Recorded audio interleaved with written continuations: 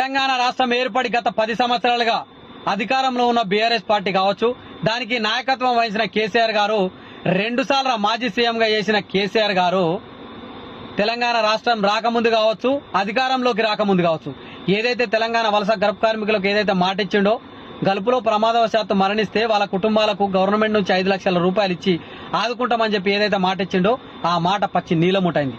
2 సార్లు సీఎంగా చేసినా, 2 సార్లు పార్టీ అధికారంలోకి వచ్చినా గల్ఫ్ కార్మికులను పట్టించుకున్న పాపాన పోలే. కానీ గత 3 నెలల క్రితము తెలంగాణ రాష్ట్రంలో ఎలక్షన్లు జరిగి బీఆర్ఎస్ పార్టీ ఓడిపోయి కాంగ్రెస్ పార్టీ గెలిచి రేవంత్ రెడ్డి నాయకత్వంలో కాంగ్రెస్ పార్టీ అధికారం చేపట్టడం జరిగింది. ఈ 3 నెలల వ్యవధిలోనే తెలంగాణ వలస గల్ఫ్ కార్మికులను గుర్తించి ఇప్పటికే సీఎం రిలీఫ్ ఫండ్ నుంచి ఒక గల్ఫ్లో చనిపోయిన గల్ఫ్ కార్మికుల కుటుంబాలకు ఒక 2-3 కుటుంబాలకు 5-5 లక్షల రూపాయల చొప్పున ఇవ్వడం అనేది చాలా సంతోషకరమైన విషయం.